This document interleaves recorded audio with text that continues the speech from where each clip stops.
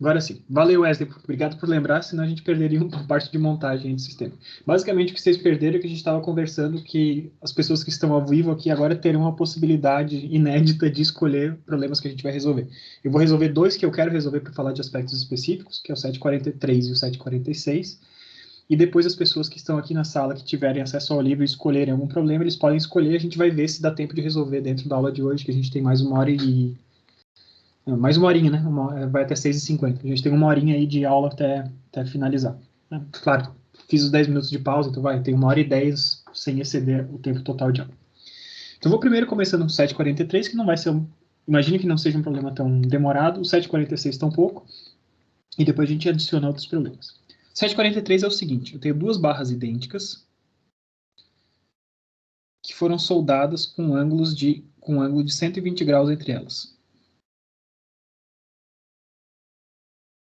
Tá? Então, essas duas barras têm exatamente o mesmo comprimento. Tentei desenhar igualzinho, né? Claro que nunca é perfeito. E elas estão aqui soldadas numa chapinha. E essa chapinha está num pino articulado aqui no ponto O. Tá? A gente não precisa considerar a massa do pininho ali que leva até o ponto O. Ela é pequena comparada ao resto das barras, então eu só preciso considerar essas duas barras que têm comprimento L e massa M. Tá? Então, massinha M, massinha M. Esse ponto O, se a gente pegar uma cota dele aqui,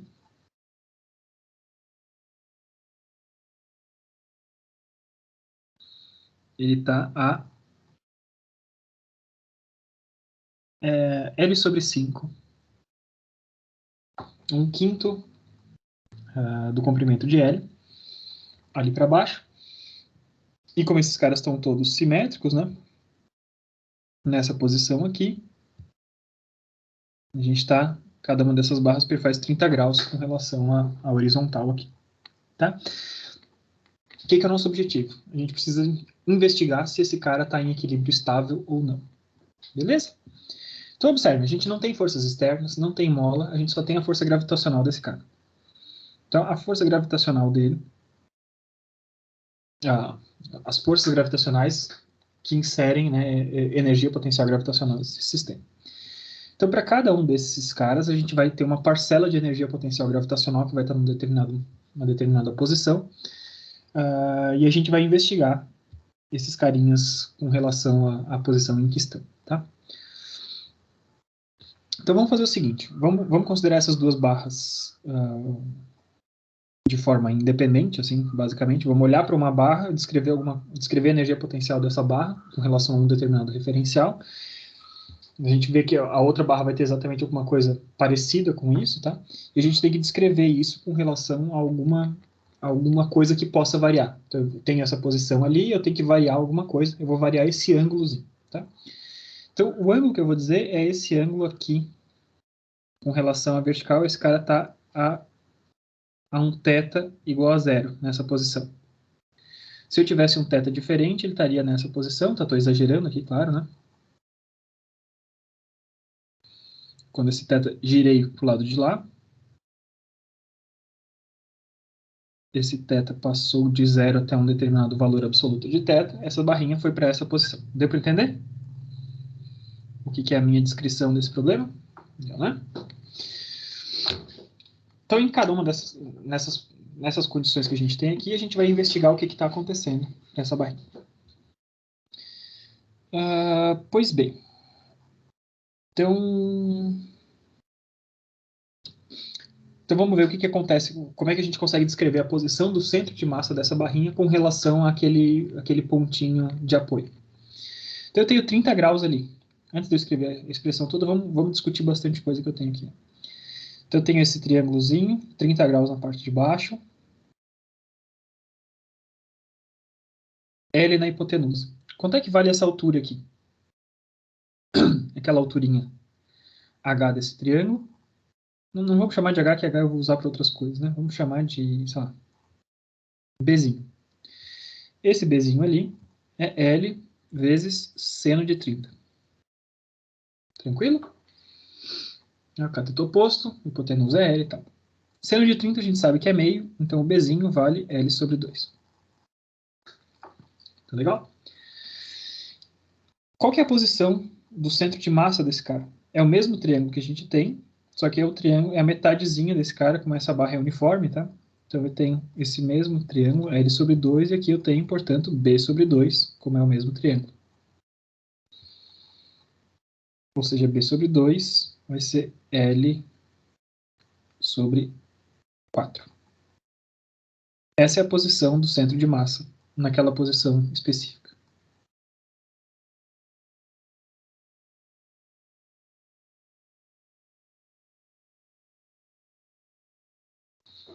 Tá bom?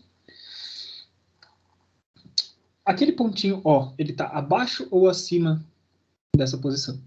Então eu tenho, a partir desse cara aqui, a partir desse nível aqui, eu tenho L sobre 4.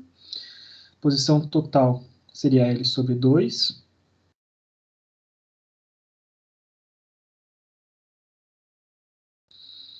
E eu quero saber onde é que está o ponto O ao longo do caminho. Eu sei que da parte mais alta ali até o ponto de articulação eu tenho L sobre 5. Tá bom? L sobre 5 é menor do que L sobre 4. Beleza? Eu estou dividindo por um número maior. Então, na verdade, esse pontinho de articulação está acima desse camaradinho ali.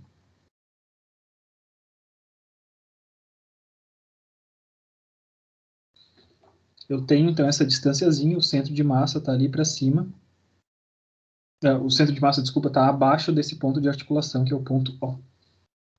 Tranquilo? Dá para ver isso? Dá para enxergar? L sobre 5 da parte de cima, eu estou subindo, eu tenho L sobre 4 aqui. Então tá. Sempre que isso acontece, tá? Quando o centro de massa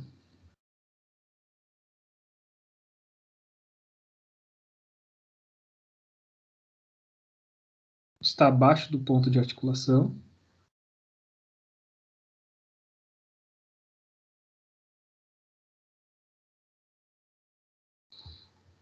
a gente vai ter um equilíbrio estável.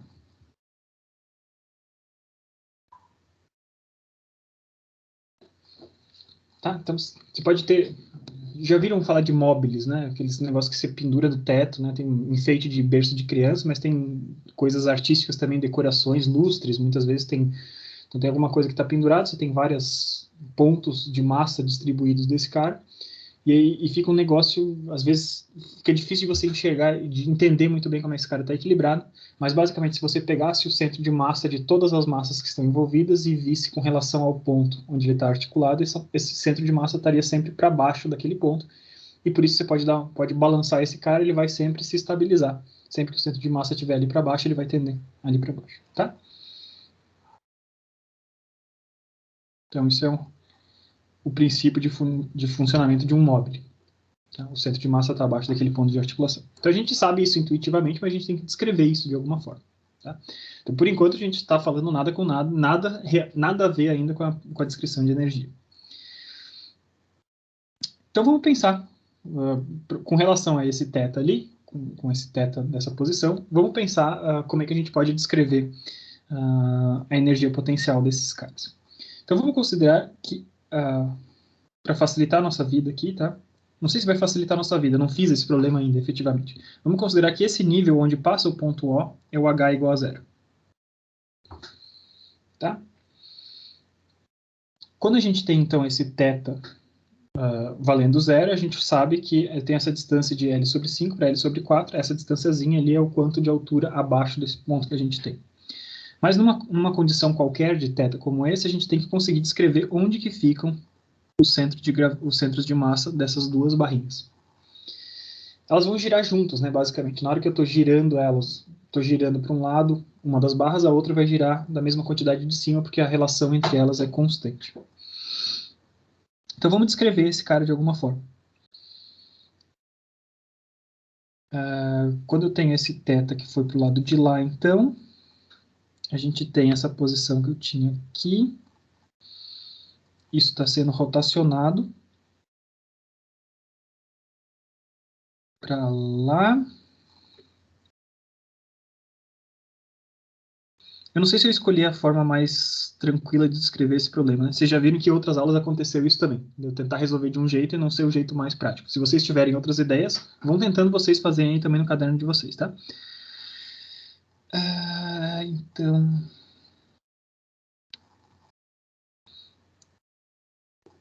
Esses centrinhos de massa que estavam nessas posições, eles rotacionaram para cá e para lá. A quantidade que eles se deslocaram é correspondente nos dois, que a gente está articulando ao redor do mesmo ponto. Tá, o ponto O está aqui, que girou para lá. Então, o que eu poderia fazer aqui? Vamos tentar descrever a distância entre o ponto O e o centro de massa? Então, tem aquela barrinha, ela vai ter uma certa inclinação, eu tenho uma posição do ponto O, uma posição do centro de massa. Como esse ponto O vai ficar fixo sempre ao longo do tempo, esse centro de massa, que eles vão formar um certo ângulo com relação a esse ponto O, na hora que eles giram, a partir desse ângulo que eles formam com relação ao ponto O, se eu sei descrever um, eu sei descrever o outro. Tá? Então, quanto é que vale essa, vou desenhar aqui em azulzinho, essa distância entre O e G?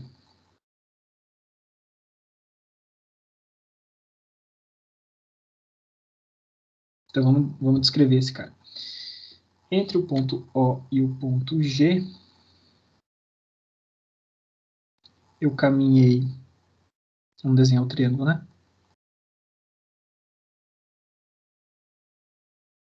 A barrinha estava ali, esse cara aqui vale L sobre 4, esse cara aqui vale L sobre 2, aqui está G, e o ponto O está aqui, tem L sobre 5. Então, L sobre 4 é o caminho inteiro, e esse camaradinho aqui vale L sobre 5. Então, quanto é que vale essa distânciazinha aqui? É o que eu quero saber, né? Entre o ponto O e o ponto G, eu quero ter uma forma de descrever. Eu quero saber qual que é o ângulo que existe entre o ponto O e o ponto G.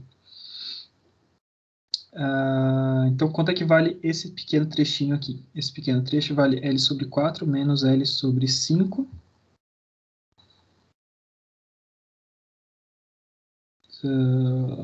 5L menos 4L, então L sobre 20, né? Não, acho que eu não fiz nenhuma besteira, né? Não, tá certo. Então, esse cara aqui vale L sobre 20, esse pequeno trechinho ali. Então, esse outro triângulo tem uma alturinha de L sobre 20, eu preciso saber quanto é que vale a base dele. E essa basezinha aqui, vamos chamar de C. C vale L sobre 2 vezes cosseno de 30. Tá bom? Então, vamos achar quanto é que vale esse alfinho aqui. O alfa vai valer tangente a menos 1 de L sobre 20 dividido por L sobre 2 vezes cosseno de 30. Vamos manipular um pouquinho esses caras ali dentro, né? Vou ter tangente a menos 1, cortei os L's. Tinha um 2 ali de baixo, foi para cima. Então, eu tenho 1 sobre 10 vezes cosseno de 30. Beleza? De novo, tá, gente? Pode ser que não seja a melhor maneira de fazer essa bagaça, tá? Então, 10 vezes cosseno de 30 dá 8,66. 1 sobre isso deu 0,11. E agora eu preciso da tangente inversa disso. Esse ângulo que existe ali entre eles é um ângulo de 6,59 graus. Poderia botar 6,6, não vamos perder grandes coisas. Então, 6,59 graus é o ângulo que existe ali, naquele triângulozinho que sobrou. Tá. Muito bem, então se esse é o ângulo que existe, quanto é que é, se essa posição a altura do ponto O é o meu H igual a 0, quanto é que vale o H referente ao ponto G? H de G, vai ser um número negativo, tá para baixo disso, né? E vai ser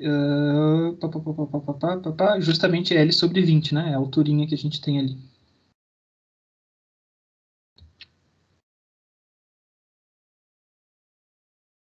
Tá?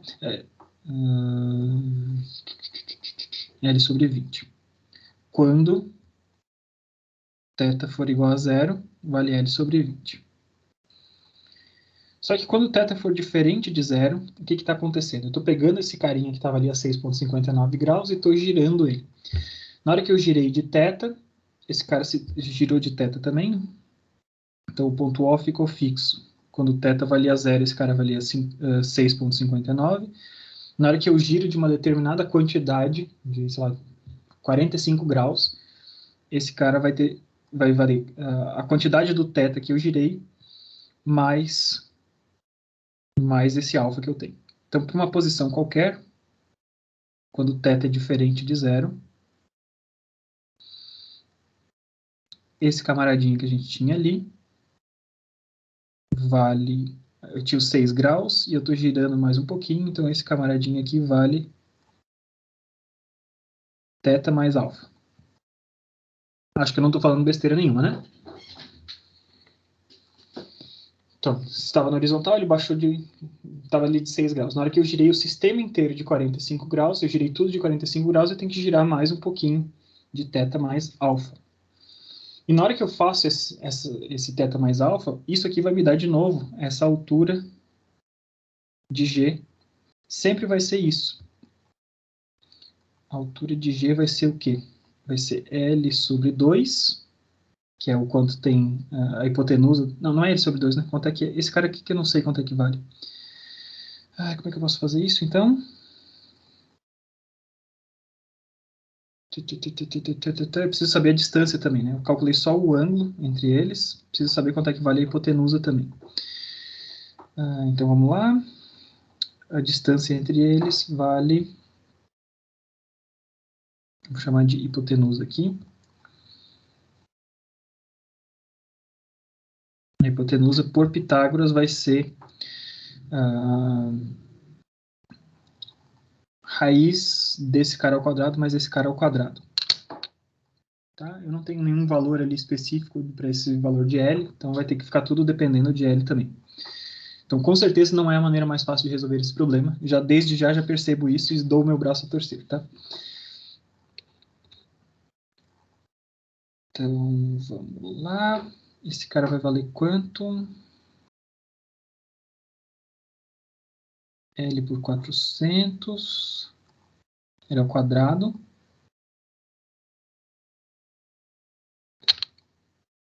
A hipotenusa vai ser L, né? Eu tenho L nos dois. Então, na hora que eu levar esse cara ao quadrado, eu posso botar ele em evidência, tirar a raiz dele, e vai ficar L, que multiplica a raiz do quê?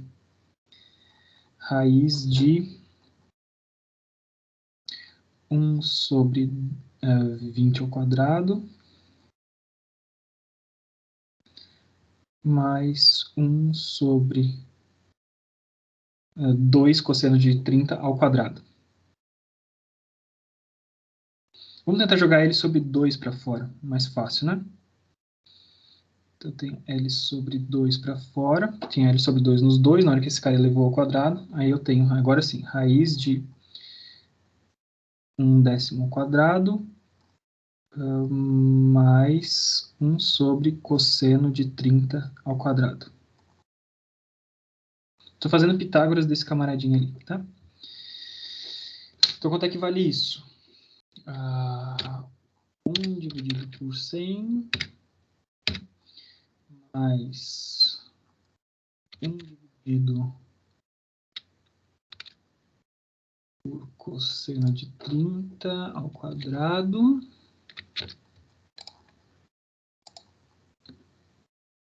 Esse cara deu 1,34 e eu vou tirar a raiz disso. Então, a minha hipotenusa vale isso dividido por 2 agora. Deu 0,58 L. Tá? Minha hipotenusa vale 0,58 L. Faz sentido isso? Se eu tinha L sobre 2 ali... Não, não faz sentido, né? Tem que ser menor do que meio. Porque eu já tinha meio L aqui nessa hipotenusa. E essa hipotenusa com certeza é maior do que essa outra hipotenusa, né? As hipotenusas vão aumentando. Então, calma aí que eu fiz alguma besteirinha aqui nessa conta. Então, L sobre 20, que é L sobre 2 vezes 10. Esse cara aqui ao quadrado vai ser L sobre 2 ao quadrado vezes 10, e esse cara aqui vai ser L sobre 2 ao quadrado vezes cosseno de 30, então eu ponho L sobre 2 ao quadrado em evidência vezes 1 sobre 10 e... é vezes cosseno de 30, né, Augusto?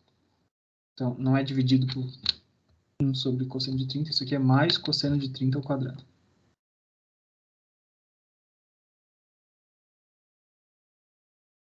Então, vamos lá de novo. Ainda bem que a gente conferiu, né? Senão não ia fazer sentido esse negócio. Então, 1/100 mais cosseno de 30 ao quadrado,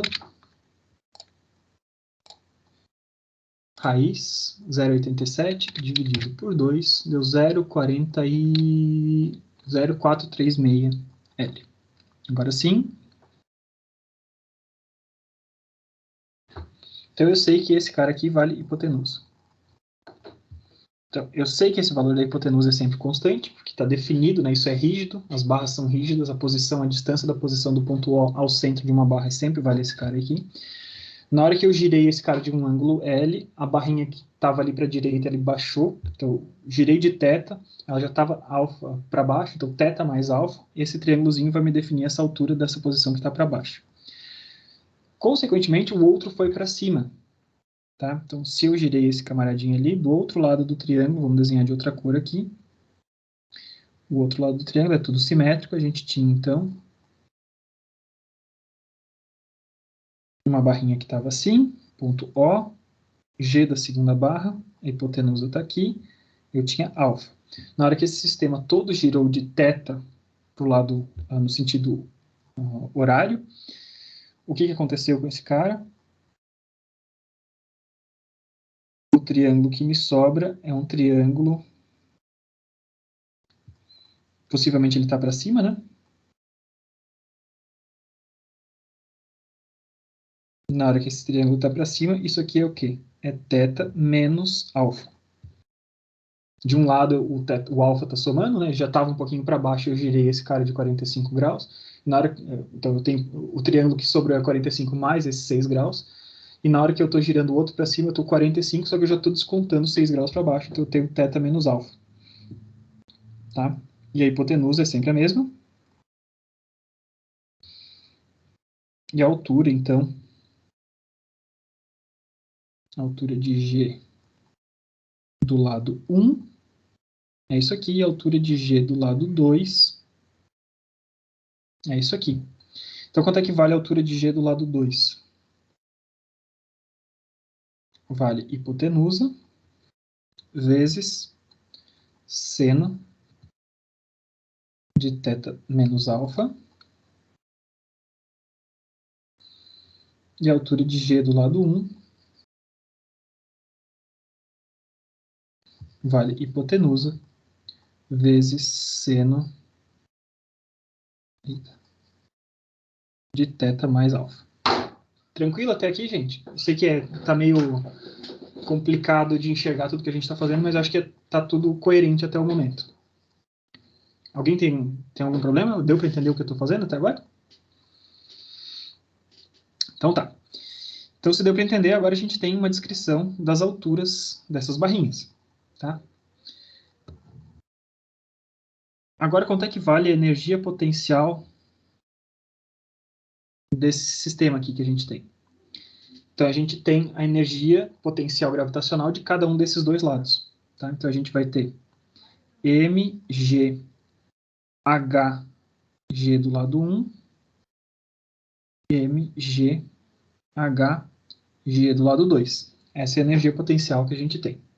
E esses caras agora estão em função de θ. Tá? Então, vamos substituir esses caras, a gente vai ter mg, de qualquer forma, né? Vezes a hipotenusa vai aparecer a mesma dos dois lados, então, vezes essa hipotenusa, posso botar do lado de fora.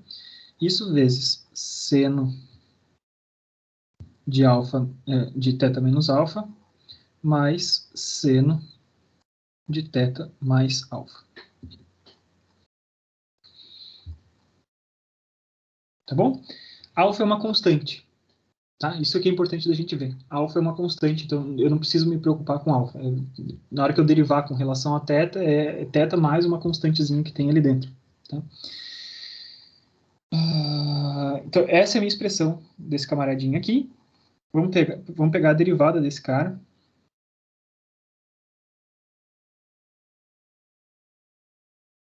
Com relação a θ.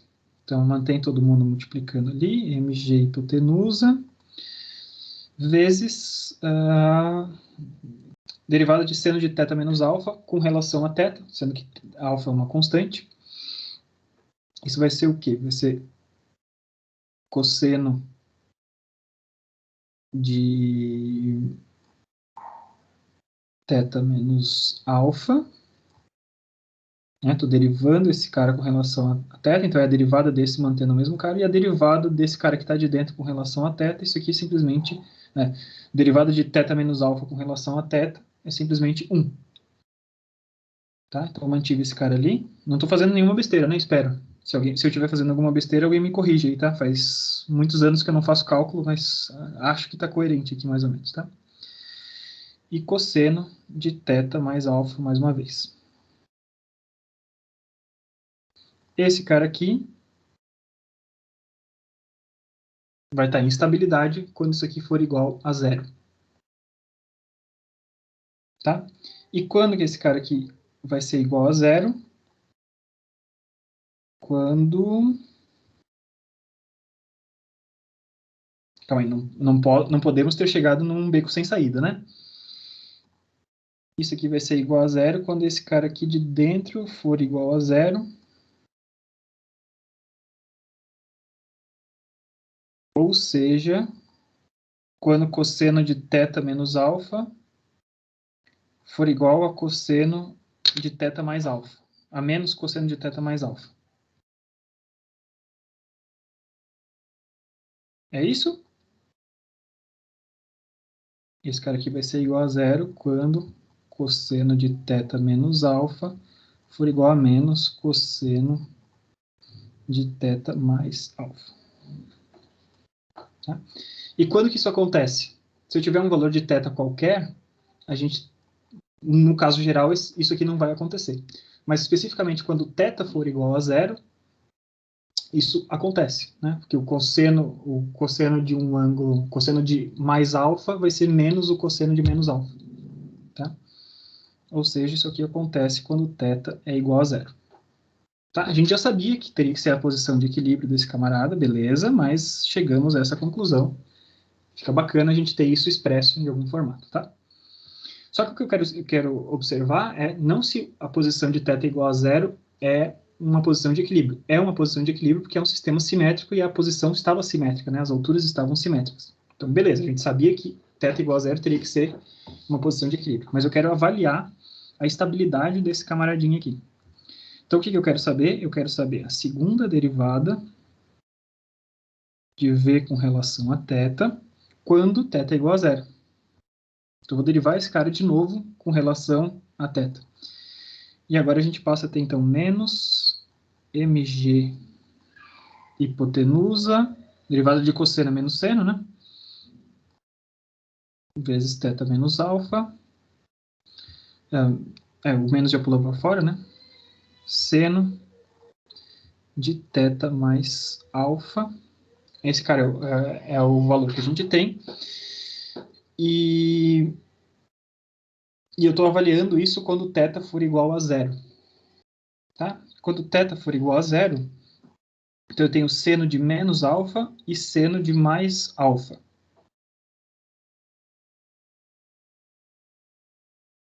Tá? Quando θ igual a zero, tenho seno de θ menos alfa, vai ser igual a seno de menos alfa. E seno de θ mais alfa vai ser apenas seno de alfa. Como é que se comporta o seno de ângulos pequenos? O seno de... Estava certo que eu escrevi aqui em cima? Cosseno de θ menos alfa é igual a cosseno de θ, igual a menos cosseno de θ mais alfa. Quanto é que vale o cosseno de zero? Eu posso dizer isso aqui? Pessoal, vocês que estão com um cálculo mais fresco na cabeça, eu posso dizer isso aqui? Que isso aqui só é verdade quando θ é igual a zero? Ou sempre isso é verdade para cosseno? Temos que traçar o círculo trigonométrico? Será que tem algum furo nisso que a gente estava falando? Tá aqui. Cosseno de zero é 1. Se eu fui para cima, mais alfa, o meu valor de cosseno está aqui. Se eu fui para baixo,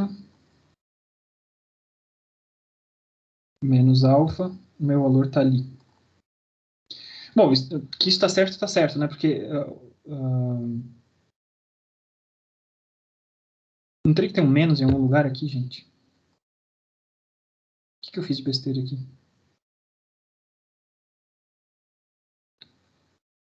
Que esses dois caras aqui, eles... teria que aparecer um menos em algum lugar.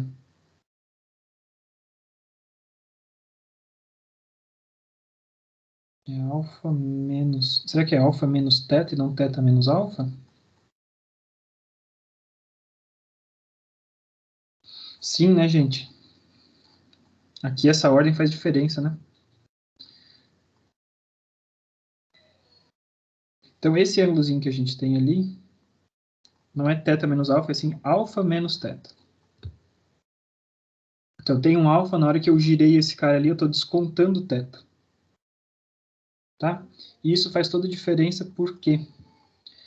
Porque na hora que a gente está aqui, eu tenho alfa menos θ, e na hora que eu faço a derivada de aqui, alfa menos θ, aparece um menos ali. Quando eu derivo seno de alfa menos θ com relação a θ, isso dá cosseno de alfa menos θ, e a derivada daquele argumento de alfa menos θ com relação a θ dá menos 1. Então, pintou um menos ali nesse cara. E no outro lado, como é mais, não faz diferença, porque o mais seria alfa mais θ, mas não vai fazer diferença. Tá? Então, esses dois caras aqui estão aqui. Tá? Então, aí sim, isso faz sentido nesse caso. Então, o que a gente tem aqui? Eu tenho alfa menos θ. Aliás, eu já tinha um menos aqui, né? Então, eu já tinha um menos de antes, derivada de cosseno é o menos menos, e ficou um menos aqui. Então, esse cara aqui, seno de alfa menos θ, vai ser igual... Quando θ é igual a zero, né? Calma aí, estou fazendo as coisas direitinho aqui. Então, eu tenho seno de alfa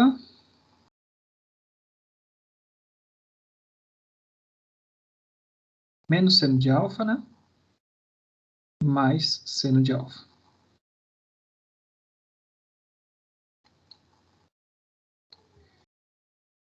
É isso? Então, eu tinha alguma coisa aqui, eu tenho menos seno de alfa e mais seno de alfa. E agora esse negativo aqui me incomoda mais nessa segunda derivada do que antes, né? Porque agora esse cara aqui vai dar zero.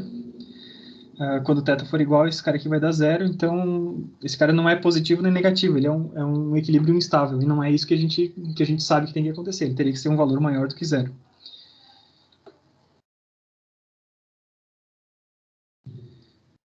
Mas está certo isso? Então, eu já tinha um negativo ali dentro. Na hora que eu derivei esse cara de novo, derivada de cosseno é menos seno. Então, pulou para fora.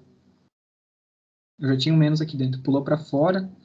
Só que eu tenho que derivar de novo esse cara com relação a θ, então é mais. Poxa, seria tão legal se vocês me ajudassem um pouquinho nisso, para não ficar passando vergonha. Então, na verdade, sim, eu tinha aquele menos de antes, só que como eu tenho que derivar de novo, né, o argumento com relação a θ, aquele menos de antes, derivando de novo o argumento com relação a θ, esse cara virou mais.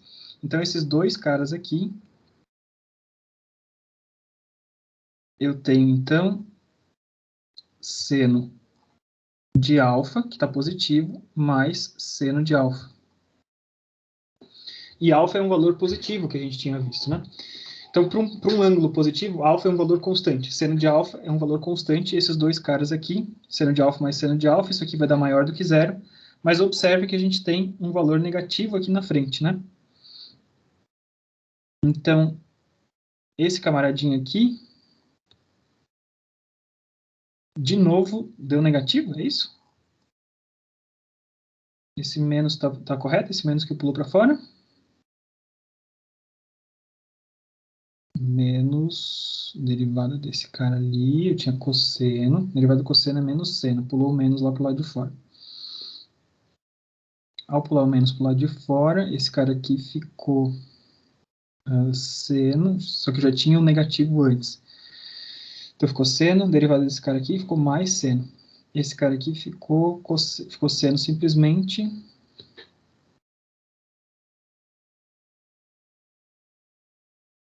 E esses meus dois camaradinhas aqui...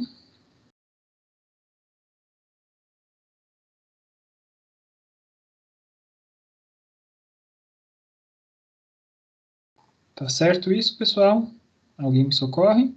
Seno com seno. Eu teria que ter definido esse alfa como algo negativo, será?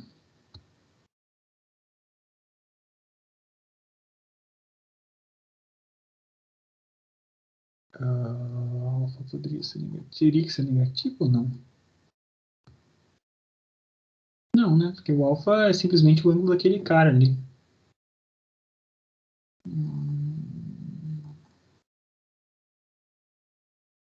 Se essas alturas são negativas... Tem isso também, né? Eu tenho que tomar um pouquinho de cuidado. Para essa altura sair negativa mesmo, para o H ser negativo para a parte de baixo, perceba, né? Eu tinha definido que H é igual a zero quando passa pelo ponto O, e eu estou medindo esse H para a parte de baixo, estou descendo. Para esse cara ser negativo, e esse HG1 está associado a esse seno de alfa aqui, para esse cara sair negativo, esse alfa tem que ser negativo também, certo? Então, na verdade, alfa...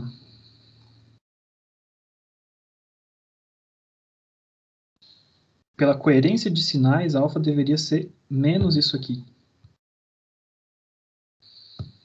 E quando esse cara aqui é um número negativo, alfa é menor do que zero. Quando alfa é menor do que zero, a soma desses dois caras dá menor do que zero. Algo menor do que zero multiplicado por um negativo. Tudo isso somado dá um número maior do que zero. Tem um negativo fora. E aqui dentro, se alfa tem que ser negativo pela coerência das alturas serem negativas, esse camaradinho todo aqui dá uma altura menor do que zero. O negativo com o negativo de dentro dá algo maior do que zero. E esse cara aqui é um equilíbrio estável também. A gente sabe que ele tem que ser um equilíbrio estável, tá? Então é um caso raro que a gente já sabe o que tem que dar e por isso que eu consegui achar tantas besteiras que eu fui fazendo ao longo do caminho, né? Então, para esse sinalzinho negativo aparecer, esse sinalzinho negativo tem que aparecer, tá? Vou botar aqui atenção para essa questão aqui. Então a gente avaliou esse cara e ele tem que ser, se o alfa tem que ser negativo para o H sair negativo, com alfa negativo a gente tem seno de dois ângulos negativos, então seno de alfa mais seno de alfa, e os dois alfas são menores do que zero. Então cada um desses senos é menor do que zero, é um númerozinho pequeno, mas menor do que zero. Seno desses dois caras somados dá menor do que zero, vezes um número negativo, o produto desses dois caras dá positivo e o equilíbrio é estável, portanto. Beleza? Nos embananamos um pouquinho, mas acho que a gente saiu aqui ao longo do caminho. Vamos torcer para o próximo problema rolar um pouquinho melhor. Vamos lá, 7,46. 7,46 mostra o seguinte. Um projeto de uma perna mecânica. Tá? Tem uma perna artificial. Alguém foi amputado, eu vou substituir. Ele tem um pedaço do fêmur, mas ele não tem um pedaço do fêmur para baixo, ele não tem. Então você está recompondo ali o finalzinho do fêmur, o joelho e a parte de baixo. Tá? Então o que está acontecendo ali? Basicamente o que a gente tem então um joelho artificial como esse, tá? A perninha do cara está ali para cima, o joelho está ali. Então tem uma articulaçãozinha ali no joelho, uma bolinha, né, uma esferinha. E o resto da perna está aqui.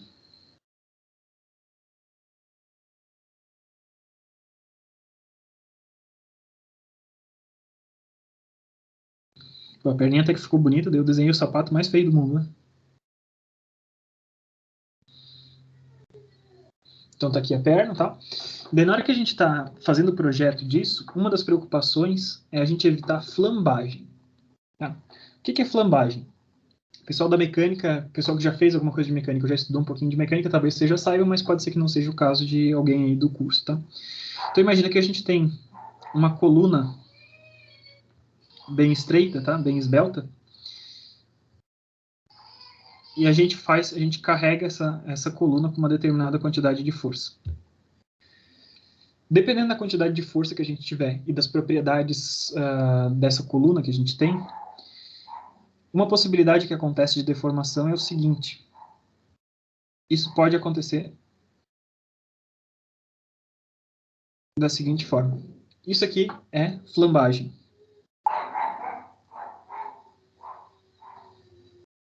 Tá? A gente comprime um determinado elemento e esse elemento ele não consegue manter-se estável. Ele estava estável, né, na posição vertical e de tanta força que eu fiz, ele forma uma barriga, ele embarriga. Tá? Então, esse tipo de falha de flambagem é uma falha associada a uma instabilidade sob carregamento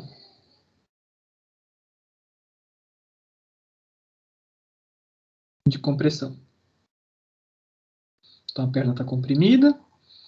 Na hora que eu vou aumentando o carregamento dessa perna comprimida, lá pelas tantas eu chego num ponto de instabilidade, essa estrutura não consegue mais manter-se na vertical e qualquer coisinha faz ela formar uma barriga como essa, tá? Isso acontece em diversas coisas, tá? Por exemplo, se você pega um papel, então uma conta de água aqui, por exemplo, né, se você tenta deixar ele na vertical, muitas vezes o papel ele vai formar uma barriguinha, ele vai embarrigar. Tá? Ele não consegue ficar na vertical. O que está acontecendo? O peso próprio dele é tão grande que a estrutura, ó, a folha do livro aqui, né? Na hora que eu deixo, ele forma uma barriga por conta do peso próprio. Isso aqui é flambagem, o que está acontecendo é justamente isso. Ele estaria reto, né? Se ele tivesse 100% equilibrado, ele estaria reto, e por conta da carga do próprio peso, ele forma uma barriguinha, assim. Tá? Então, a gente precisa evitar que isso aconteça no projeto de uma perna mecânica. Tá? Imagina, você está ali com a perna, o camarada está apoiado, só que o peso dele, apoiado sobre essa perna, que é uma estrutura bastante estreitinha, tá? Pode ser que esse joelho vire para o lado oposto que você gostaria, né? E ele cairia no chão. Então, para fazer isso, né? Para evitar que isso aconteça, uma das formas de evitar que isso aconteça é considerar que lá na parte onde tem o joelho, a gente insere alguma resistência à torção desse cara. Né? Perceba que o que aconteceu aqui, a gente está torcendo, existe uma curvatura que está se formando, tá, uma barriguinha que está se formando ali no meio do caminho. Tá? Então, para evitar isso, né, a gente vai modelar. Deixa eu voltar para a canetinha preta aqui, para vocês não se confundirem, né? Então, é como se o peso do camarada estivesse carregando essa perna. A gente tem uma massa aqui.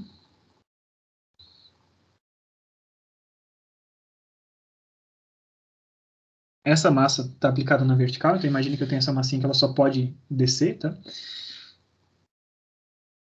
A gente tem, então, uma articulação ali em cima, que seria o quadril. Vamos ver o quadril desse camarada. Aqui está o restinho do fêmur que ele tem. Isso está conectado com a parte de baixo ali da perninha dele. Que tem, de novo, uma articulação aqui embaixo. Então, vocês percebem que existem articulações lá em cima e lá embaixo, então nada impede da gente rotacionar. Então, na verdade, o caso de flambagem que aconteceria não seria nem esse desse formato, né? Quando eu tenho articulação em cima e embaixo, a flambagem da perna sobre essas condições de vínculo nas extremidades seria simplesmente isso aqui.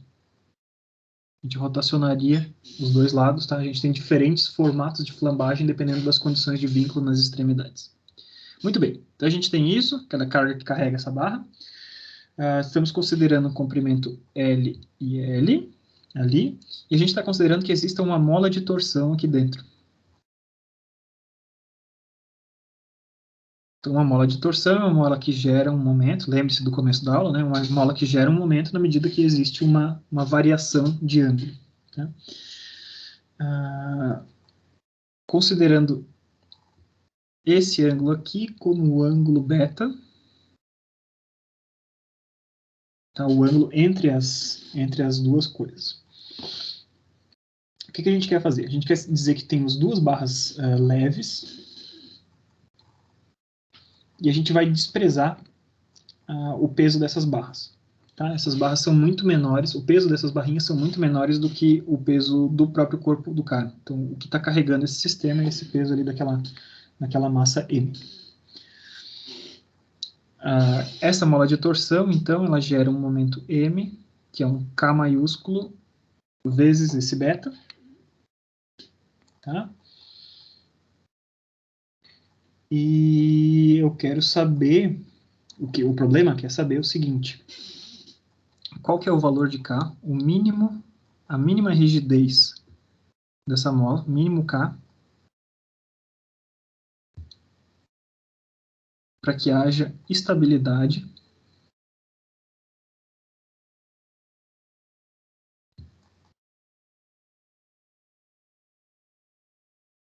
quando beta é igual a zero. Então, quando as duas barras estão alinhadas, quando esse beta está igual a zero, as barras estão ali, é a condição crítica da flambagem, é o ponto onde o joelho não pode virar para o lado errado, ele sempre tem que virar para o lado da frente, tá? Então, a gente tem que considerar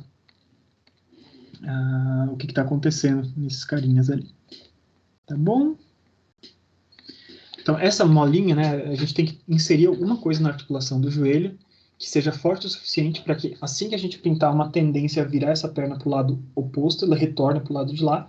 Se ela virar para o lado da frente, ela também vai retornar para a vertical, mas para o lado da frente a gente vai ter algum controle de como fazer isso. Tá?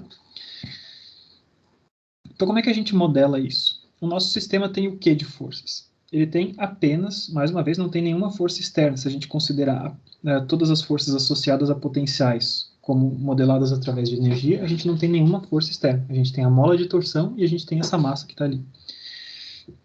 Então, essa massa a gente tem que, de novo, definir um patamar para o qual H é igual a zero, que é quando a energia potencial gravitacional dá zero. E a gente vai definir esse ponto quando a gente tiver essas duas barrinhas alinhadas, tá? Então, essas duas barrinhas estão alinhadas. Quando essas duas barrinhas não estão alinhadas, quanto é que variou essa altura, né? De quanto que desceu esse camaradinho quando essas duas barrinhas têm um determinado beta? Então, olha só. Quando essas duas barrinhas estavam alinhadas, quando beta era igual a zero, a altura desse bloco era proporcional a 2L. Tá? Na hora que eu começo a ter um determinado ângulo entre essas duas barrinhas, observe que esses dois caras são simétricos, de novo, né? Eu tenho L na parte de cima, L na parte de baixo. Então, como eu tenho beta entre as duas linhas, eu tenho, então, na condição deformada, aqui e ali, esses triângulos serão simétricos, tá? Mesma coisa em cima e embaixo. E esses dois ângulozinhos, cada um desses ângulos vale beta sobre 2. Como eu estou medindo o ângulo entre uma barra e a outra, né? Eu estou prolongando uma barra e medindo o ângulo com relação à outra. Se eu pego o triângulo específico com relação à vertical, eu tenho beta sobre 2 ali entre esses dois. A soma desses dois beta sobre 2 que dá o beta nessa região aqui. Tá? Então tá. Então se a altura original era 2L, eu quero saber quanto que é que baixou esse ΔH ao longo do caminho. Então, se eu tenho beta sobre 2, cada uma dessas alturas aqui, eu consigo determinar a partir desses triângulos retângulos, tá? Então, esses são os catetos adjacentes desse triângulozinho. E o cateto adjacente vale quanto? Ele vale o comprimento dessa barra, que é L, vezes cosseno de beta sobre 2. E a variação de altura, então, vai ser a altura original menos a altura final, que é de 2 vezes os catetos adjacentes. Então, a variação de altura da massa é de 2L menos 2L vezes cosseno de beta sobre 2, ou seja, o ΔH vai ser 2L vezes 1 menos cosseno de beta sobre 2. Tá? Temos uma expressão para essa variação de altura associada ao beta, e a gente sabe que a mola tem essa expressão associada ao beta também. Então, quanto é que vale a energia total desse sistema? Tem a energia elástica da mola e energia potencial gravitacional. Energia elástica da mola, 1/2 de Kzão vezes beta ao quadrado. Né? K vezes beta, a gente tinha visto, né, que a energia potencial associada a uma mola de torção como essa é simplesmente 1/2 de Kzão beta ao quadrado. Mais quem? A gente vai ter, então, a energia potencial. Esse ΔH, lembre-se que ele é negativo, tá? Então, para a gente não fazer besteira, vamos botar o sinal lá desde agora, tá? Então, a energia potencial do peso do cara, né, da massa do corpo, vai ser mg menos 2L vezes 1 menos cosseno de beta sobre 2. Tá? Essa é a energia potencial total. O que eu preciso saber, então? Preciso saber as condições de equilíbrio desse cara. Então, equilíbrio. Vamos ver o que acontece. Derivada de V com relação a beta, né? Desculpa. Isso vai me dar Kzão vezes beta. Mais, vamos distribuir esse cara aqui, né? Tem, na verdade, menos, então. 2mgl vezes 1. Esse cara não depende de beta, então isso não ia entrar na conta, tá? Com esse menos ali ficou mais. Derivada do cosseno é menos seno, ficou menos de novo. Vocês estão gostando dessas transformações sensacionais, né? Então, derivada do cosseno é menos seno. Então, eu tenho seno de beta sobre 2 vezes a derivada do argumento, né? Derivada de beta sobre 2 com relação a beta, que é 1/2. Então, eu tenho 1/2 que aparece aqui, esses dois caras. E na condição de equilíbrio, isso aqui tem que ser igual a 0. Tá? Então, na condição de equilíbrio, qual seria a condição de equilíbrio desse cara? mgl seno de beta sobre 2, isso aqui é igual a 0. E a gente tem, então, uma relação para esse beta. Tá? Só que observe, o que o problema está nos pedindo não é para a gente achar qual que é a posição de equilíbrio. A posição de equilíbrio não é exatamente isso que a gente quer achar. Tá? Não tem problema. Uma das posições de equilíbrio claramente vai ser quando beta for igual a 0. Porque quando beta for igual a 0, esse cara aqui se anula e esse outro cara, seno de beta, também se anula. Então, 0 igual a 0, fechou. Né? Então, beta igual a 0 é uma posição de equilíbrio, sim. Mas mais do que isso, o que ele está querendo saber da gente é a estabilidade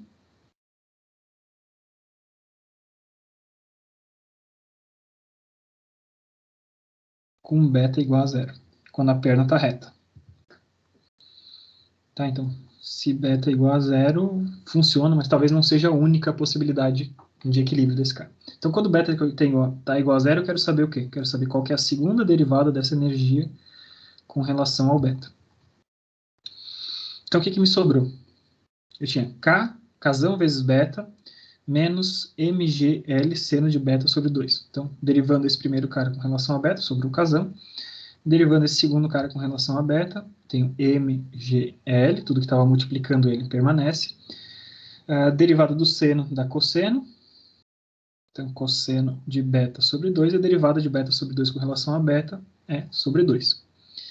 Então, esse carinha aqui é a segunda derivada da energia com relação ao beta.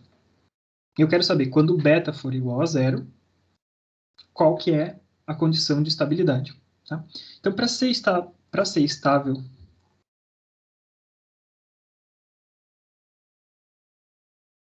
em beta igual a zero, a gente precisa que esse camaradinho aqui seja maior do que zero, como a gente está vendo nos últimos problemas. Tá? Então, vamos botar esse cara aqui. Então, quando que K menos mgl sobre 2 vezes cosseno de beta sobre 2 vai ser maior do que zero, sabendo que beta vale zero, então cosseno de zero vale 1. Então, isso aqui vai ser positivo quando K for maior do que mgl sobre 2. Então, a gente tem uma condição de estabilidade da mola, é uma condição de rigidez da mola para garantir estabilidade, para a gente evitar que esse cara possa entrar em flambagem, né, entrar em equilíbrios instáveis. Tá? Acho bem interessante um problema como esse. Beleza, gente? Algum de vocês, a gente tem mais uns 15 minutinhos, talvez a gente consiga, talvez, pelo menos montar o próximo problema. Alguém escolheu algum problema que vocês queiram que eu resolva? Sim, professor, o 760. Teve carro, o Vinícius quer que eu resolva, né? Então vamos lá, vamos tentar montar. Acho que vai demorar um pouquinho para montar, eu tinha olhado ele, tá? Mas a gente tenta montar pelo menos. Então é o seguinte, o desenho dele é um pouquinho complicado, tá? Eu vou tentar reproduzir aqui para as pessoas que não estão com o livro na mão, mas é o seguinte, então eu tenho a roda, tem o pininho aqui, ele tem um braço que se liga lá no outro lado num pontinho em A.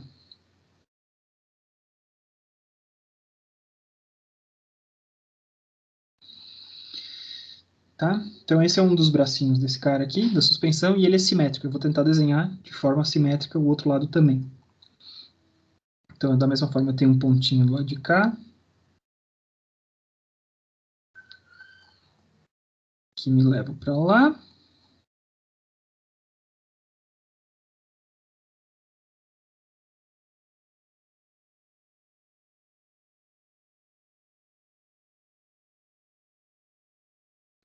Tá? Então tem esses dois bracinhos que se mexem de forma independente. E existe uma coisa que conecta esses caras, vou desenhar em outra cor, tá? Para ficar um pouquinho mais claro aqui.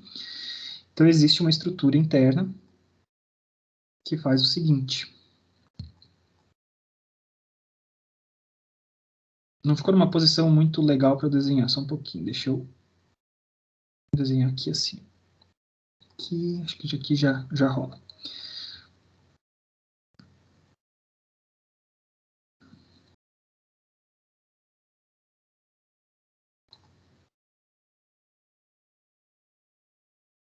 Então eu tenho um chassizinho central.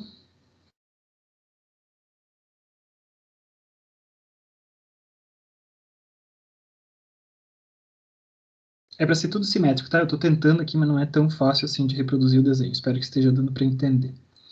Então a gente tem esses dois bracinhos ali, tem a roda que é ligada naquele sistema, o bracinho estaria caindo para o chão se não tivesse outra coisa, né? Cada um desses dois bracinhos cairia para o chão. Só que cada um deles está conectado nessa parte azul, que é um chassi central, e esse chassi central, ele está conectado numa mola. Tá, existe uma mola e um amortecedor que sustenta esse cara. Acho que dá para entender, né? Por enquanto o desenho está compreensível. Então, com relação ao chão, temos o chão aqui, e a gente tem, então, uma determinada altura desse chassi azul. Eu vou marcar aqui em azul mesmo. A alturinha desse chassi azul, ele chama de H. Tá? No centro desse carro, tá, tem uma linha de simetria aqui. Aqui no centro desse carro, a gente tem a carga desse carro inteiro, tá apoiada aqui em cima. E essa carga é uma carga que ele chamou de L. Esse chassizinho azul ele chamou de F. Tá? eu tenho entre o centro do carro e esse ponto de articulação tudo é simétrico, tá? Eu vou contar só para um lado, mas saibam que vale para o outro também. Então, entre o centro do carro e os pontozinhos de articulação, a gente tem 400 milímetros. Entre o centro do carro e o centro da roda aqui, a gente tem 750 milímetros. Acho que em termos de geometria era mais ou menos isso. Tá? Espero que não tenha ficado muito confuso. O desenho original também não é muito menos confuso que isso, tá? Eu estou olhando aqui na tela, não está tão diferente assim. Então agora a gente tem várias coisas que eles nos dizem a respeito desse problema. Tá? A gente vai tentar pelo menos montar ele, não sei se vai dar tempo de resolver tudo. Então assim, a suspensão dianteira de eixo duplo, então a gente tem 2 eixos independentes, né, como eu mostrei para vocês, é usada em caminhões pequenos. Em um teste do comportamento do projeto, o chassi F deve ser levantado com um macaco, de forma que a altura valha 350 milímetros, para relaxar a compressão nas molas dos amortecedores. Então, o que ele está nos dizendo? Quando H vale 350 milímetros, as molas são relaxadas. Tá? Então, isso vai ser nosso parâmetro de comparação. Quando o macaco levantou esse chassi inteiro, né, eu vou botar o macaco, ele vai levantar essa parte azul toda. Ao levantar essa parte azul, as molinhas que estão em roxo, elas não estão mais comprimidas. Tá? Então, essa é a minha informação. A gente quer saber o quê? A gente quer saber quanto é que vale H sem o macaco.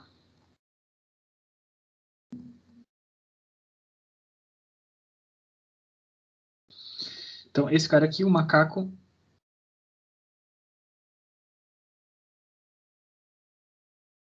ergue até que as molas fiquem relaxadas e depois a gente vai remover o macaco e vai deixar, então, o próprio peso do carro carregar essa suspensão. Tá? Acho que a sua escolha de problemas aí foi meio infeliz, Vinícius. Perdemos 2 companheiros nossos aqui ao longo do caminho. Tínhamos o Luigi e a Valéria já vazaram. Mas vamos nós, estamos bem. Então tá, daí na hora que a gente soltou o macaco, esse cara vai descer, né? Logicamente, né? O macaco levantou esse carro, na hora que eu soltei o macaco, esse H vai ser menor do que os 350 milímetros, tá?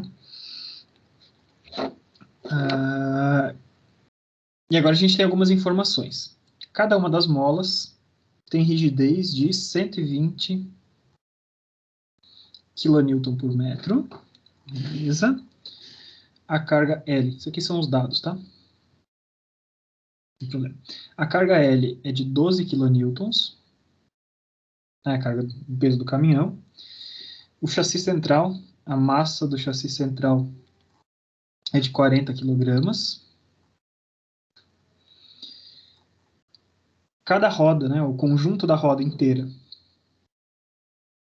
vou chamar M da roda, tem 35 kg.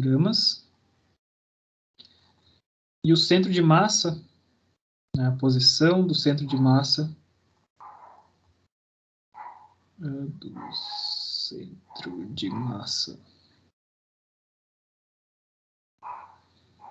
das rodas é a 680 milímetros do plano central do carro. Tá? Então, a distância do plano central até a roda, até a posição de apoio da roda é de 750 milímetros, mas a distância até o centro de massa de cada um desses conjuntos de rodas é de 680 milímetros. Então, o que é difícil desse problema especificamente? É a gente entender, né, de forma geral, a geometria desses negócios, primeiro, né, uma geometria que não é tão simples assim da gente entender, porque a gente precisa conseguir descrever a geometria desse cara para como é que eu digo isso? Faltou mais uma grandeza aqui, né? Para a gente conseguir ver como é que a gente relaciona esse H com cada um dos deslocamentos de mola, tá? Então, ó, opa, fiz um negócio errado. Aqui. Então, a posição até a mola é de 500 milímetros. Então, eu tenho 400 até aquele ponto de articulação, mas do ponto central até a posição da mola eu tenho 500 milímetros, tá? Então, vamos pensar aqui. Quando H vale 350 milímetros, essa mola está relaxada. Vamos desenhar, então, a posição relaxada.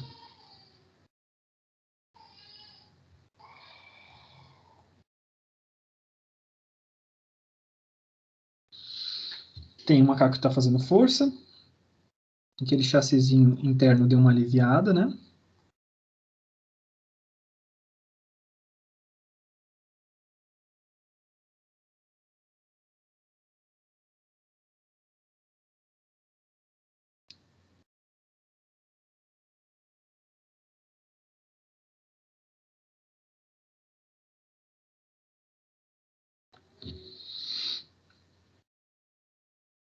Essas molas estão relaxadas nessa posição com o macaco que está ali suspendendo ele.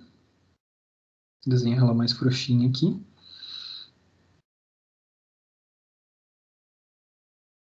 E então eu preciso saber quando que esse cara subiu, né? Então, quando esse H vale 350, opa.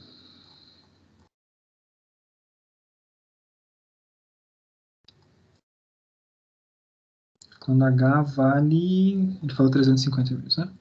Quando H vale 350 milímetros, a mola está relaxada. E o que a gente tem de energia carregando nesse sistema, né?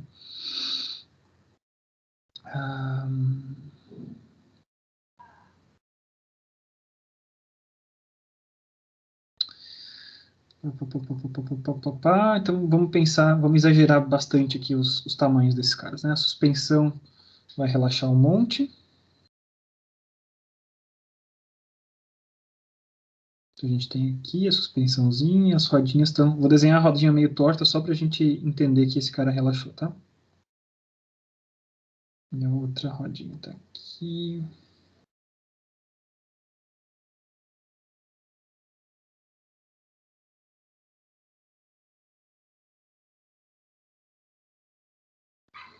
Pode ser que ainda exista contato da roda com o chão, tá? Eu só estou desenhando aqui para a gente entender o que aconteceu com esse macaco. Então a gente levantou esse camarada, só que a gente levanta o chassizinho, né? Ele está aplicado no chassi F. Então o que está sendo erguido é só a parte azul e a parte da suspensão está pendurada ali nesse sistema como um todo ainda, tá? Então,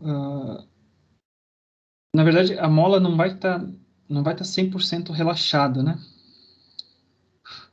Porque a mola está sendo, na verdade, puxada para o outro lado, percebe?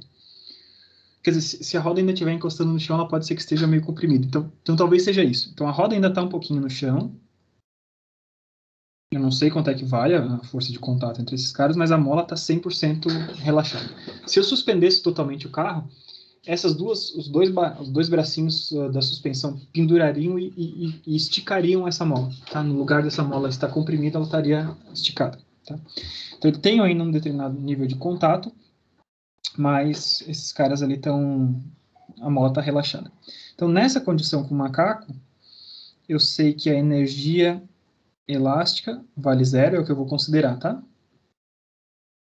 A energia elástica vale zero, mola relaxada.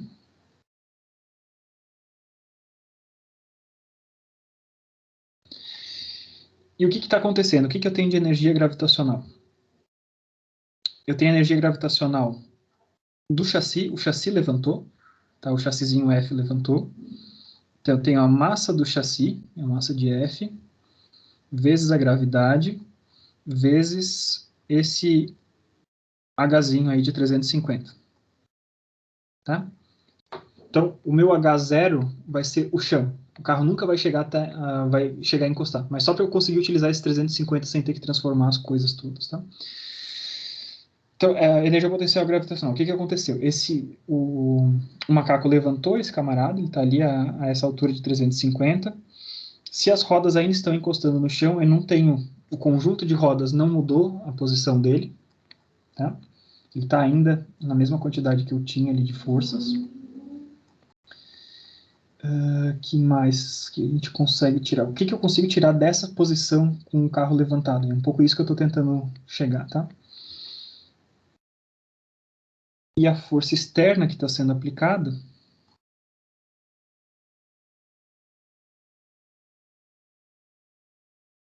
que é a força L, né? A força que está aqui aplicada sobre esse chassi. Eu peguei e suspendi ele de de 300... É que eu não posso usar o H agora, né? Eu preciso saber quanto que ele saiu até lá. Então, é o H que eu quero descobrir. Tá, o H barra, que eu quero descobrir, que eu quero saber o final, tá? Vamos dizer aqui. Vamos chamar de H barra a altura sem o macaco, tá? É a posição de origem dele.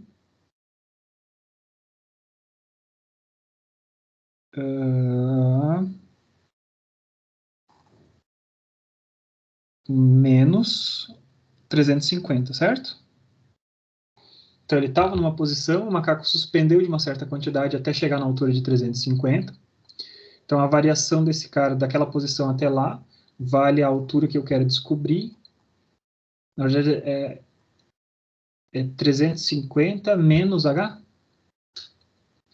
Tem que ser um trabalho negativo. O H que eu quero descobrir é menor do que 350. Então tá certo aqui, nesse sentido. Então o trabalho realizado pela força enquanto o macaco foi aplicado é esse. O que isso me adianta?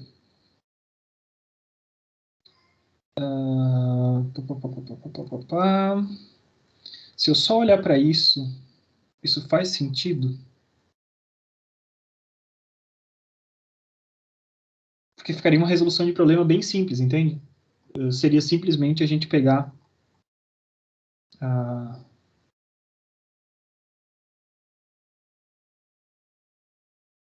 variação...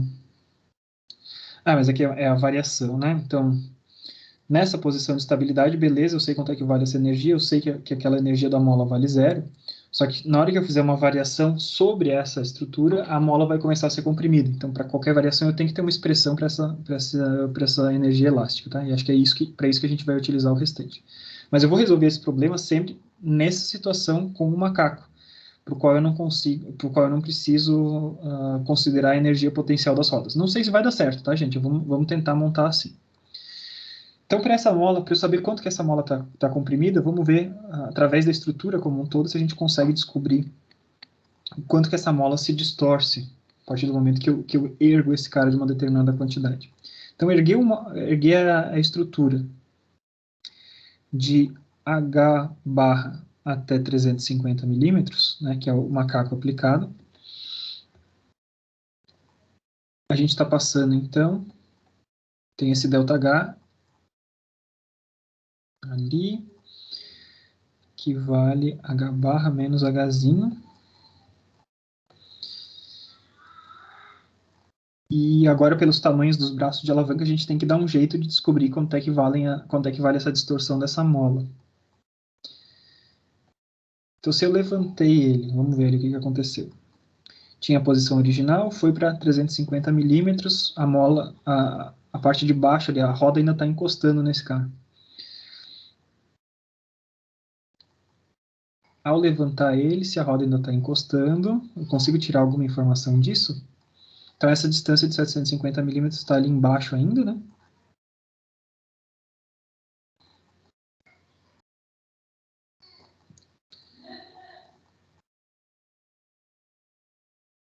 Essa roda, se eu considerar ela rígida, eu teria um escorregamentozinho para dentro, né?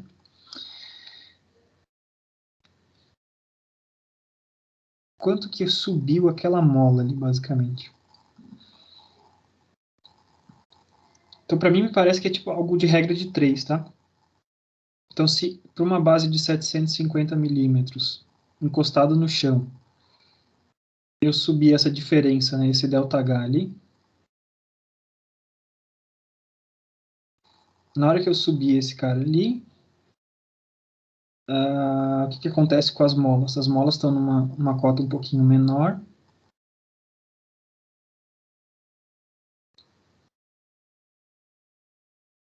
E 350 para cima. Eu posso considerar exatamente esse ΔH sobre as molas, gente? Se a roda continua no chão? Porque eu estou levantando o chassi, né? Então, se eu levantei o chassi de um ΔH, o chassi está ligado na mola e a mola está ligada na roda. Se a roda continua no chão, me parece que esse ΔH que mora ali, não preciso fazer a trigonometria, né? Se a roda continua no chão,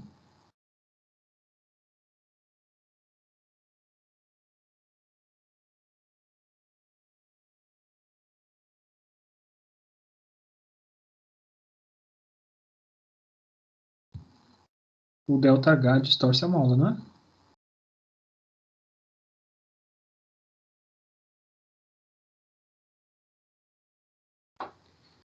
É isso ou eu tô viajando, gente? Porque eu não estou usando esse braço de 400 para nada, né? A distânciazinha que a gente tem entre o centro e o ponto de articulação. Me parece meio incorreto isso, né? Hum.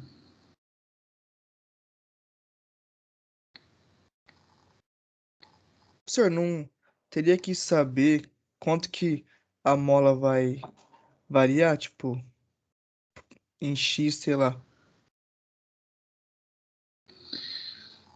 Então, Vinícius, a questão é a seguinte, eu preciso saber mais quanto que a mola deformou. Tá vendo que a mola tá na vertical ali, né? Então eu Sim, quero sim. saber quanto que aquele ponto ali, esse pontinho aqui, deixa eu marcar em azul, tá? Esse ponto aqui eu quero saber quanto é que esse ponto subiu com relação à barra de baixo. Então se esse chassi subiu de um determinado ΔH,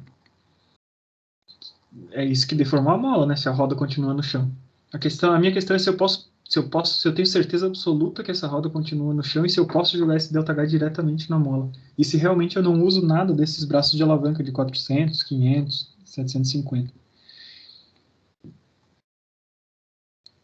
Que pode ser que esse desenho, isso eles utilizam várias vezes em livros, tá? Eles pegam um desenho que eles utilizam para vários problemas. Talvez essas grandezas sejam para resolver outros problemas e não especificamente esse. Então eu só estou pensando se a gente não está fazendo alguma besteira, tá?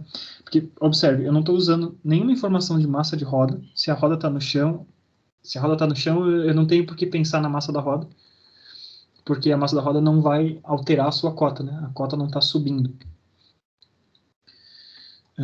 Que mais? A menos que aquele ponto de 750 continua no chão, mas ao articular esse cara, a roda, ao tombar um pouco para o lado, a gente tem uma pequena variaçãozinha de altura dessa mola, entendeu? Da roda. Então a alturinha, deixa eu desenhar aqui em outra cor. A roda, quando está no ponto normal, ela está aqui, e na medida que eu vou deslocando, ele foi um pouquinho para baixo, entende? Esse ΔH aqui ser responsável, ΔHzinho de roda, ser responsável pela variação do conjunto da variação da energia potencial da roda. Pode ser que eu tenha que fazer isso, tá? Não sei, não saberia dizer agora olhando para o problema. Porque esse sistema de articulação ele também não é muito simples da gente descrever geometricamente certinho o que está acontecendo, né? Se eu levanto o chassi, o chassizinho azul, aquele ponto A de articulação ele sobe, as barrinhas inteiras descem, mas de quanto que esse negócio desce? Se eu não sei o quanto que ele subiu exatamente, né? Eu teria que achar uma relação entre esses caras, entre ΔH e o quanto que variou a altura desses caras também. Não sei se eu estou viajando demais, cara. Não sei se o problema é mais simples que isso. Não me parece. Me parece que o problema realmente é o último problema do livro, né? Basicamente. Então ele pode estar sacaneando a gente, botando um problema super difícil pro último. Assim, se chegou até aqui, resolve aí então, campeão. Vocês querem que a gente pense um pouquinho? Já estamos 7h05 já, né? Tá meio tarde. Vamos refletir um pouquinho, se a gente tiver alguma ideia de como montar, a gente discute até quinta-feira, pode ser? Sim, professor, beleza. Pode Perfeito. ser? Mas é tipo Pode isso, ser. tá? A montagem vai ser mais ou menos isso, Vinícius. Vinícius e Wesley, né, que estão ainda. E o... Só vocês dois? Não, tem mais alguém. E o Victor também. É que eu só tô vendo a fotinho de vocês dois e eu vi que tinha mais umzinho ali no canto. Então, a montagem do problema vai ser mais ou menos essa. A gente só tem que saber se eu entendi direito essa condição do macaco, da mola estar relaxada quando ele está a 350 milímetros, e por isso a gente pode considerar que a roda continua no chão. Não sei dizer se é exatamente isso, eu vou dar uma refletida aqui, conversar com os universitários e ver se alguém tem alguma brilhante ideia. E vocês também, conversem entre vocês, reflitam e vejam se vocês conseguem resolver, tá? Belezinha? Então a gente volta quinta-feira, a gente tenta resolver esse problema, talvez a gente traz algum outro probleminha aqui também, tá? E a gente vai discutir então outros temas ainda relacionados a trabalho e energia, expandindo um pouco esse conceito, né? Eu já tentei fazer um pouco na aula de hoje, explicando como que a formulação a partir de energia é uma formulação plenamente possível, e eu vou trazer mais outras informações para vocês, se vocês tiverem a fim de pesquisar já. Tem vídeos muito interessantes no YouTube chamado de mecânica lagrangiana. Se vocês procurarem Lagrangian Mechanics, né, de Lagrange, não, você já deve ter visto os lagrangianos por aí, por tudo, né? Então vocês pegam mecânica lagrangiana e é uma, entre aspas, concorrente da formulação mecânica de Newton. Eles não são excludentes, né, mas eles têm algumas vantagens. Pesquisem aí, dêem uma olhada sobre isso. Eu vou falar um pouquinho sobre isso na aula que vem, que tem a ver com esse sistema, tá? Com essas formulações de física a partir de energias. Beleza? Gente, muito obrigado pela atenção de vocês. Vamos pausando por aqui, vamos remoer, vamos pastar um pouquinho em cima disso para tentar resolver esse probleminha aí que parece bem bacana mesmo. Valeu pela atenção, gente. Falou. Valeu, professor. Falou. Professor, até mais. Tá. Wesley, eu te respondo depois, tá? Não consegui hoje. O Leonardo me chamou para uma outra reunião no mesmo horário e não consegui responder, tá? Tranquilo. Valeu. Até mais. Até mais. Até, Boa noite. professor. Falou, Vitor. Boa noite.